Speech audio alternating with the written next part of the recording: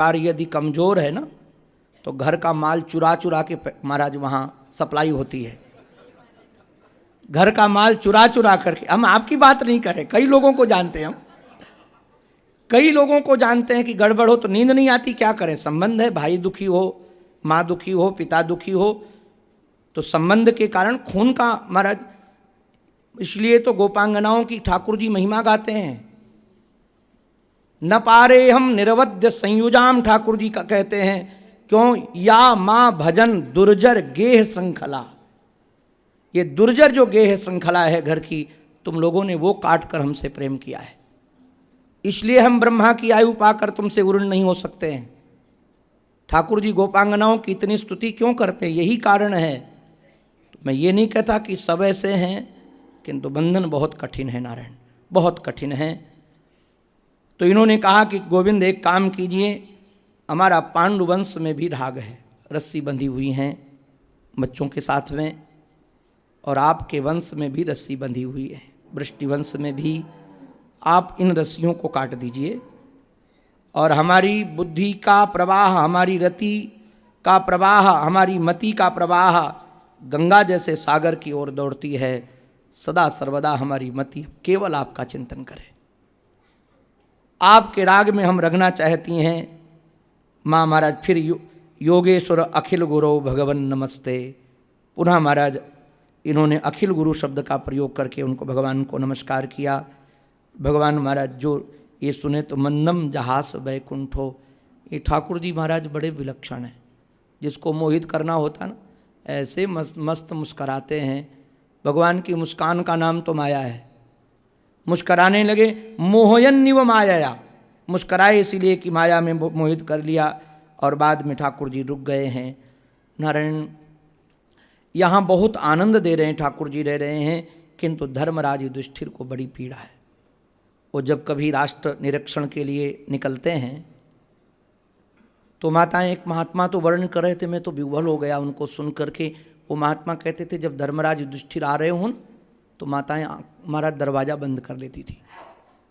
कहा क्यों दरवाज़ा बंद कर लेती थी, कहती थी इसी की वजह से मेरा लाल रणांगन में मारा गया, इसी की वजह से मेरा भाल छिन गया, कितनी सिंदूर विहीन हुई, कितनी माँ की गोदें खाली। जब ये महाराज युद्ध होता है तो यही तो होता है। इनको लगता था इसका क्या प्रायश्चित है, क्या करें। एक दिन ये ठाकुर जी के समीप गए तो ठाकुर जी ध्यानस्थ थे और झरझर झर आंसू बह रहे थे। इनको लगा पता नहीं गोविंद के नेत्रों में अश्रु क्यों। जब महाराज ठाकुर जी तटस्थ हुए, देखा कि आए हैं, प्रभु कुछ अपराध हो गया, तो कहा रणांगन में कोई मेरे लिए रो रहा है, हे दुखहारी शरण तुम्हारी, तुमसे निज दुख रो न सका, हे दुखहारी शरण तुम्हारी, तुमसे निज दुख रो न सका, हे नाथ तुम्हारे प्रेमामृत में अपने अश्रु भिगो न सका। आज वह वीर रणांगन में रुदन कर रहा है, सरसैया पर शयन करता हुआ। चलो वहाँ चलते हैं। महाराज सबको लेकर के, यहाँ नाम है महात्माओं के, व्यास पराशर पुंडरीक च्यवन परशुराम गालो भृगु वशिष्ठ, ये सब बड़े बड़े महात्माओं को लेकर, ठाकुर कश्यप आदि को लेकर के वहाँ गए। और जब वहाँ पहुँचे तो हृदयस्थम पूजयामास। अब ये कोई पूजा बाहर की तो हो नहीं सकेगी, क्योंकि सरसैया पर लेटे हैं, षोडशोपचार तो पूजा हो नहीं सकती। महाराज हृदय में ही ठाकुर जी को वंदन किया, विधि के आधार पर वहाँ जो पूजन था पूजन किया, और बाद में कहा देखो तो सही ये काल कितना बलवान होता है। हमारा सर्व काल कृतम मन्ने भवता च यदप प्रियम, सब काल कृत में मान रहा हूँ, क्योंकि देखो जिनके पास में भीम जैसा पराक्रमी हो, जिनके पास में हमारा धनुर्धारी अर्जुन जैसा हो, नकुल सहदेव जैसे हों, उनको भी बन बन घूमना पड़े, उनको भी कष्ट सहना पड़े। तो कहा ये समय का ही तो खेल है, और तुम तो सच कहें बड़े भाग्यशाली हो। ये जो तुम्हारे साथ है ना, जिनको तुमने दूत बनाया, जिनको सारथी बनाया, जिनको अपने मामा का बेटा मानते हो, जिन्हें प्रिय मित्र कह के पुकारते हो, जिन्हें सुहृद मानते हो, वो सर्वात्मना समदृशो, वो परमात्मा सबकी आत्मा है।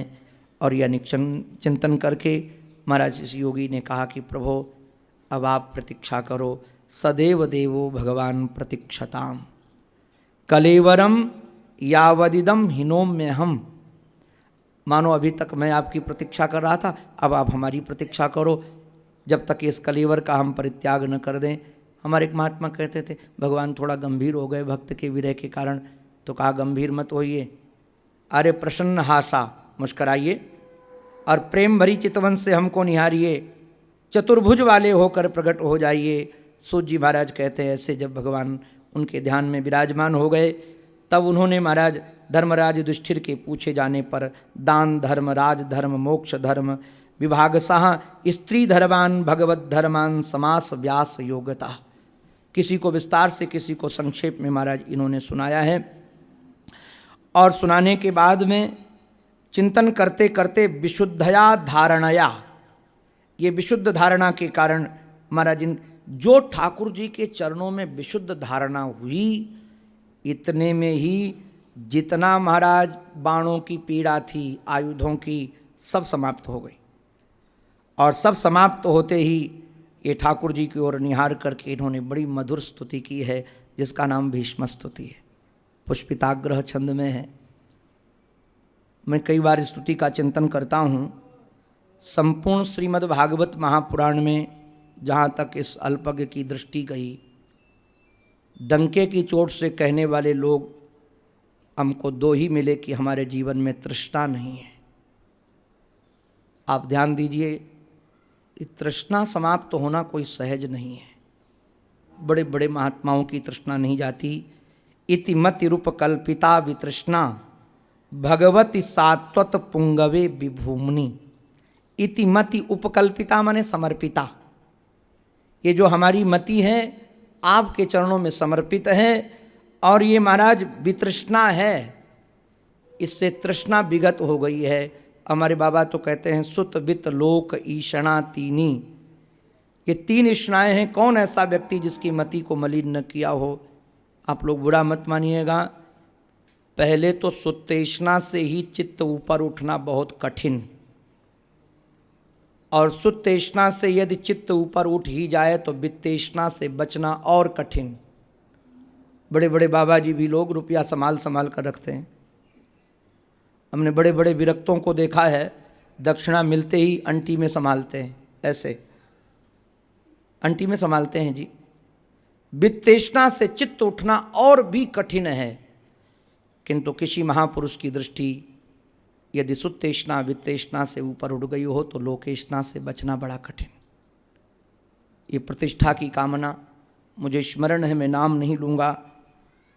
एक विद्वान की यहाँ कथा होती थी, हमारे तो गुरुजन हैं वो, मैंने उनकी कृपा से बहुत कुछ पाया है, बहुत कुछ पाया है। उनकी कृपा के छत्र छाया में मैंने कई अनुष्ठान किए हैं, मैं वंदन करता हूँ उनको। किंतु मैं इसलिए सुना रहा हूँ कि मैं विचार करता था कई बार, उस समय लगता था कि ऐसा क्यों, आज लगता है कि कहीं अपनी दैनी दशा न हो जाए। जब वह कभी स्टेशन पर उतरते थे या हमारा श्री के आराधन महोत्सव पर हम लेने के लिए जाते थे हम लोग, कई बार मैं तो बच्चा था तो देखते थे कि हमारी कथा की होल्डिंग लगी है कि नहीं, हमारी कथा की होल्डिंग लगी है कि नहीं। बाद में सब पेपर मंगाते थे, सब पेपर में उनकी कथा आनी चाहिए। और एक बार तो नाराज हो रहे थे, कह रहे थे कि हम तो यहाँ कथा के महाराज श्री के चरणों में आते हैं तो कम से कम प्रचार तो हमारा होना चाहिए, हर पेपर में हमारी कथा तो जानी चाहिए। ये नारायण, इसी का नाम लोकेष्णा है। तो पहले तो सुत्तेष्णा से चित्त ऊपर उठना बड़ा कठिन। अगर इससे किसी महापुरुष का, वीर का, मैं तो वीर कहता हूँ, किसी वीर व्यक्ति का चित्त इससे ऊपर उठ जाए तो वित्तेष्णा से उठ जाए वो चित्त, तो उसे तो धीर कहते, वो वीर ये धीर। और महाराज यदि लोकेष्णा से चित्त उठ जाए ऊपर, बहुत कठिन। किंतु ये डंके की चोट से कहते हैं। ये गोपांगनाएं, गोपांगनाओं ने कहा कि मैंने तो महाराज मैवम विभोर हति भवान गदितुम नसंसम संत्यज्य सर्व विषयांश तव पाद मूलम। हमने आपके चरणों के आश्रित सभी महाराज तृष्णाओं को, विषयों को परित्याग कर दिया, जड़ सहित उखाड़ कर फेंक दिया। एक वो और ये की। महाराज आप तो अपने ही रस में डूबे रहने वाले, स्वसुख मुपगते क्वचित बिहर तुम, कभी बिहार की इच्छा कभी लीला की इच्छा से महाराज लोकवत्तु लीला कैवल्यम, बिहार की इच्छा से प्रकृति को स्वीकार करते हो, जिससे यद भव प्रवाह, ये संसार का प्रवाह होता है। हमारे एक महात्मा कहते थे कि भीष्म पितामह ने कहा महाराज मैं अपनी बेटी का विवाह आपके साथ करना चाहता हूँ, बेटी का विवाह बुद्धि का, इति मति, ये मति बुद्धि है। तो ठाकुर जी ने कहा भले मानुष, जब विवाह किया जाता है ना तो सबकी रुचि अलग अलग होती है। कन्या बरयते रूपम माता वित्तम पिता कुलम, कन्या सोचती है जहाँ विवाह हो वो होने वाला पति सुंदर होना चाहिए हमारा, और मम्मी सोचती है भले रंग दबा हो किंतु घर में खूब टनाटन माल होना चाहिए, और पिता सोचते हैं भले माल न हो, पढ़ा लिखा बच्चा हो, कुलीन हो तो कमा लेगा, कुलीनता देखते हैं। तो ठाकुर जी ने कहा मैं पहले तो सुंदर नहीं हूँ, उसके बाद हमारे पास संपत्ति भी नहीं है, तो गुरुजनों की संपत्ति है, हमारे नाना की परंपरा, हम कभी राजा नहीं बनेंगे। और रही बात महाराज कुलीनता की, तो हमारे ब्रजवासी तो सुनाते हैं हरिकारो दो दो बापन भारो, वाकी कुंती जैसी बुआ कुआरे में बच्चनवारी। हे भगवान, जिसके कुआरे में ही बुआ के बच्चे हो गए उसके घर की कुलीनता क्या होगी आप जानते होंगे। तो ये कहते हैं महाराज हम सुंदर नहीं, भीष्म पितामह कहते कौन कहता है कि आप सुंदर नहीं हैं। त्रिभुवन कमनम तमाल वर्णम रविकर गौरवराम्बरम दधाने, ए प्रभु आप त्रिभुवन कम दिवि भुवि च रसायाम का स्त्रिया यद्दुरापाहा, ब्रह्मगीत। त्रिभुवन में कोई ऐसी स्त्री नहीं है, त्रिभुवन में, अरे ये तुम्हारी बेटी तो क्या, महाराज त्रिभुवन में कोई ऐसी स्त्री नहीं जो श्याम सुंदर के सौंदर्य को देखकर मोहित न हो जाए। त्रिभुवन कमनम, और हमारे कन्हैया काले नहीं है जी, सांवरे हैं, तमाल वर्ण के हैं। और सांवरे रंग के श्री कृष्ण जब पीताम्बर डालकर चलते हैं तो ऐसा लगता है जैसे मेघों में बिजली कौंध गई हो। अच्छा महाराज एक बात बताएं, कई लोग महाराज सुंदर कम होते हैं किंतु अदाबाज हों तो लोगों को फिदा कर लेते हैं। अदा हो ना तो अदा फिदा कर देती है। कैसी अदा, आप लोगों ने कभी देखा होगा, कई लोग बाल यहाँ डाल लेते हैं, लट ऐसे ऐसे लटका लेते हैं, और डालते हैं जानबूझ करके, और लगता है ऐसे कि जैसे गलती से आ गई है, और जिसको दीवाना करना होता ना उसके सामने ऐसे झटकते। अब हमारे तो बाल नहीं तो मैं झटक के बता देता, तो महाराज ऐसे झटकते तो देखने वाला व्यक्ति फिदा हो जाता है। तो श्रीमान जी तो वैसे सुंदर हैं किंतु अदावाज हैं। वपि अलकुलावृता ननाभजम, जब इनके घुंघराले बाल, और महाराज ठाकुर के बाल सच में इतने सुंदर हैं। मेरे बाल मुकुंद के निखरे बिखरे बाल, हमारे महाराज जी तो कभी बालों का वर्णन करते हैं, महीन हैं, चिकने हैं, घने हैं, चमकीले हैं, बाल बड़े सुंदर ठाकुर जी के। मेरे बाल मुकुंद के निखरे बिखरे बाल, बिखरे मन को बांधता यह मोहन का कच जाल। अरे किसी का कितना भी चंचल मन क्यों न हो, गोविंद के मुखारबिंद में जो लटकती हुई लटें हैं ना, अरे हमारे महाराज जी तो कहते हैं ये लटें भी बड़े बड़े महात्मा हैं। बात ये है, लोग ठाकुर जी को काला काला कह रहे थे, तो महात्माओं ने सोचा क्या किया जाए, लोग काला काला कहते हैं, तो कहा इतने काले बनकर लटक जाओ कि मुख की जो कालिमा है वो चमक में बदल जाए। ज़्यादा काली वस्तु दिखने लगे तो फिर महाराज और चमक आ जाए। तो कहा हे प्रभु विजय सखे रतिरस्तु में नवद्या। और एक बात कहें ठाकुर, ये युद्ध में घोड़ों के पैरों से उड़ी हुई धूल आपके इसी बालों पर पड़ी हो, और आपका महाराज वासी विग्रह देख करके हम तो निछावर हो जाते हैं। और एक बात कहें ठाकुर जी, आपने चोरी की आदत छोड़ी भी नहीं युद्ध में भी। कहेंगे युद्ध में क्या चोरी की, निज परयोर, महाराज निज पर बलयो हो, दोनों महाराज अपने दो दुश्मन लोग हैं उनके सैनिकों का क्या किया, बोले बल स्थितवती पर सैनिकायु रक्षणा, अपने सखा के रथ पर इतने सुंदर बनकर बैठ गए। अब क्या कहे महाराज, इतने सुंदर बने, नक्सिक से सुंदर, तो विपक्ष वाले सैनिक इनको देखने लगते थे, कहते थे बाल देखो कितने बढ़िया हैं, दूसरे कहते बाल क्या देखो, आंखें देखो कितनी प्यारी सी हैं, तीसरे ने कहा आंखें क्या देखो, मुस्कान देखो ना कितनी बढ़िया है, ये सब आंखें देखें बाल देखें तब तक दूसरे लोग बाण मार दें।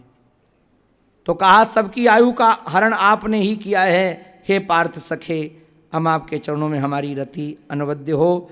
बाद में कई महाराज इन्होंने बातें कही हैं कि आपने अपनी प्रतिज्ञा छोड़ दी और आपने मेरी प्रतिज्ञा पूरी की है।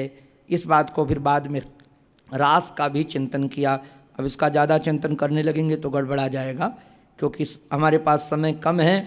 और बाद में रास का चिंतन करते करते समति गतोष्मी विधूत भेद मोहा, भेद ही मिट गया इनका जी। और देखते देखते इन्होंने स्वंत श्वास उपारमत भगवान के चरणों में अपने प्राणों का समर्पण कर दिया। नतस्य प्राणा उत्क्रामंती यही व परलीयंते, जिसको बोध हो जाता है ना, बृहदारण्यकोपनिषद में वर्णन है, उसके प्राण कहीं दूसरी जगह जाते नहीं हैं। अरे भाई जाना तो तब हो जो यहाँ हमारे पूज्य स्वामी जी महाराज ने हमको, मान जी महाराज ने एक बार हमसे पूछा करुणा करके, बोले अच्छा एक बात बताओ, यहाँ से घड़ा लेकर के यदि मथुरा जाओगे, यहाँ से घड़ा लेकर के तो घटाकाश भी मथुरा जाएगा क्या? कहा यहाँ से यदि घड़ा मथुरा लेकर जाओगे तो घटाकाश भी मथुरा जाएगा क्या? हमने कहा नहीं महाराज जी। तो बोले वैसे तो है, कहाँ आना जाना होता है? आना जाना तो तब है जो यहाँ हो और वहाँ न हो। जो यहाँ वहाँ सब जगह एक जैसा है, उसका आना जाना कहाँ होगा? यही वो महाराज यहीं लीन हो जाते हैं। पहले तो लोग रुदन करने लगे और बाद में नारायण सर्वे बभूस्ते तूष्णीम, सब लोग शांत हो गए। महाराज इनका संस्कार किया गया। मैं तो कई बार एक चिंतन करता हूँ कि रामावतार में जो सौभाग्य श्री दशरथ जी महाराज को नहीं मिला, वो सौभाग्य जटायु को मिला। दशरथ जी की चिता में आग लगाने का अवसर श्री राघव को नहीं मिला, हमारे राघवेंद्र सरकार को। रामावतार में जो सौभाग्य कौशल्या मैया को नहीं मिला, वो सौभाग्य सबरी मैया को मिला।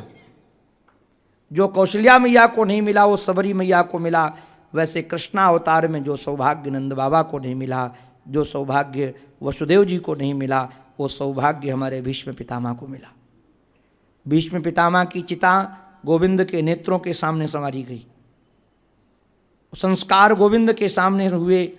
और बाद में नारायण संस्कार हो जाने के बाद ठाकुर जी वहाँ रुके हैं, बड़े बड़े यज्ञ कराए हैं। यहाँ के महाराज सब खेती मन माना बीज महाराज वो धन देती हैं।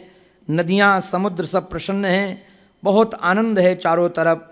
बाद में हमारे श्याम सुंदर अब द्वारिका की ओर गमन करते हैं। महाराज स्नेहाधिक्य होने के कारण सेना भेजी गई है इनके साथ में। उद्धव सात्यकी विजन आदि कर रहे हैं। कुछ पुष्पों की महाराज पुष्पों की वर्षा हो रही है। दृगोत्सव करते हुए सबको आनंद देते हुए ठाकुर जी महाराज वहाँ से निकले द्वारिका की ओर। रास्ते में बड़ा सम्मान हुआ है इनका, किंतु जब द्वारिका में पहुँचे, हमारे सूर्य जी महाराज ऐसी उपमा देते हैं। ठाकुर जी वहाँ पहुँच करके जब हाथ में शंख रख करके बजाते ना, पांचजन्यम ऋषिकेशो देवदत्तम धनंजय, पांचजन्य शंख लिया बजा रहे हैं। तो कैसे बजा रहे हैं? कहते हैं इनके शरीर में जो शंख, हाथ में शंख है, यथाब्ज खंडे कलहंस उत्स्वना, ऐसा लगता है। कैसी बढ़िया उपमा दी है सूजी महाराज ने, जैसे कोई रक्तिम वर्ण के कमल में कोई हंस बैठ गया हो। लाल लाल श्याम सुंदर के हमारे हस्तारविंद हाथ हैं उनके, और उसमें जो शंख है वह हंस की उपमा दे रहे हैं। और जो महाराज शंख बजा, सब लोग आनंदित हो गए, प्रमुदित हो गए, उल्लसित हुए हैं। आ करके लोगों ने स्वागत किया। श्याम सुंदर सबके साथ यथा योग्य मिल रहे हैं। और जब महाराज वहाँ से गए, द्वारिका के अंदर प्रविष्ट हुए, तो सबसे पहले माता पिता के पास गए। देखो भाई, हमारी प्रार्थना है ये, अगर घर में माता पिता हों तो होम मिनिस्टर के पास बाद में जाना चाहिए, पहले घर में माता पिता के पास, पहले गुरुजनों के पास जाना चाहिए। हमारे तो पूज्य महान जी महाराज जो हमारा शिष्य पहले थे, वो हमको कहते थे अपने कमरे में बाद में जाओगे, पहले महाराज जी के यहाँ आओगे। कहते थे वहाँ नहीं जाओगे, पहले जहाँ से भी आओ पहले महाराज जी के चरणों में सर झुकाओ। यहाँ से और जाओ तब यहाँ से जाओ, आओ तब यहाँ आओ। महाराज माता पिता के चरणों में बच्चे पहुँचते हैं। ठाकुर जी वहाँ पहुँच कर कहा कि आपकी कृपा से इतने बड़े युद्ध में विजय प्राप्त की। माता पिता को यही सुनकर के तो आनंद मिलता है। बाद में साहित्य का भी नारायण ऐसा वर्णन है, ये नंग नाच का नाम श्रृंगार नहीं है। आप देखिए यहाँ कैसा वर्णन है, जब ये अपने बच्चों को गोविंद के हाथ में देती हैं तो अंग का स्पर्श हो जाता है और तिरछी चितवन से ठाकुर जी को निहारती हैं। महाराज इसमें जो साहित्य का श्रृंगार का रस है वो विभत्स में कहाँ आएगा, नंगेपना में। ऐसा सुंदर यहाँ वर्णन किया है। ठाकुर जी यहाँ द्वारिका में नारायण आनंद से रह रहे हैं और इधर उत्तरा मैया ने एक बहुत सर्वांगीण सुंदर बालक उत्पन्न किया। गौरांग वर्ण का बालक है। ब्राह्मणों ने आकर महाराज इनकी जन्म कुंडली बनाई है। पार्थ के समान की सब बताएं क्या क्या इनके गुण होंगे। ब्रह्मण्य राम के समान होंगे और महाराज शिवी के समान दाता होंगे। इनकी विशेषताएं बड़ी बताई गई हैं। समुद्र के समान दुस्तर होंगे। मृगेंद्र इव विक्रांतो, सिंह के समान महाराज ये प्रहार करने वाले होंगे। तितिक्षु होंगे। सब यहाँ वर्णन किया गया है। नाम इनका विष्णुराट रखा गया। बाद में महाराज परितक्षण करने के कारण इन्हीं का नाम परीक्षित पड़ा। और एक बात कहें, जब कोई पुण्यात्मा आत्मा बालक के रूप में अपने घर में आ जाती है तो आप देखेंगे संतों का आगमन चालू हो जाता है। संत आने लगते हैं तो हमारे श्री युधिष्ठिर जी महाराज वहाँ युधिष्ठिर के राज्य में महाराज सब आनंद जी के उड़ने के बाद श्री हमारे विदुर जी महाराज पहुँचे। और जब विदुर जी पहुँचे तो युधिष्ठिर ने बड़ा स्वागत किया। कहते हैं तीर्थी कुर्वंत तीर्थानी स्वांतस्थेन गदाव्रत। देखो नारायण, तीर्थ को तीर्थ बनाने वाले हमारे पूज्य संत हैं। यदि तीर्थ में आप बुरा मत मानिएगा, मंदिर मस्जिद से तीर्थ की कीमत नहीं है। बहुत बड़े बड़े मंदिर बना दिए जाएं, किंतु संत न हो तो तीर्थ की कोई कीमत नहीं है।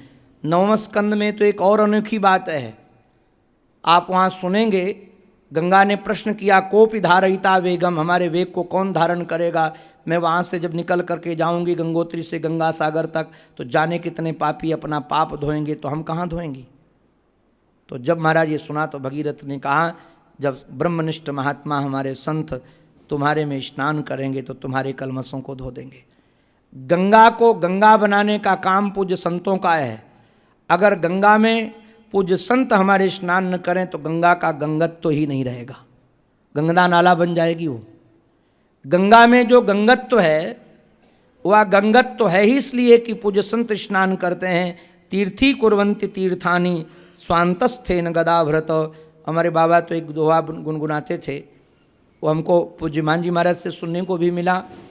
और हमारे पूज्य रामानंद जी महात्मा थे, हमारे यहाँ कुठारी थे। तो मैं कई बार जब वो रुग्ण थे तो मैं उनके श्री चरणों में जाता रहता था, कथा करके आता था, तब भी उनके पास जाता था। पूज्य रामानंद सरस्वती जी महाराज महाराष्ट्र की समय से थे यहाँ पर, अन्न क्षेत्र का काम देखते थे। बाद में वृद्ध हो गए तो कुछ काम नहीं करते थे। तो मैं जाता था उनके चरणों में, प्रणाम करता था। उनकी उंगलियाँ बड़ी बड़ी थी, इतनी बड़ी उंगलियाँ अभी तक हमने किसी महात्मा की नहीं देखी।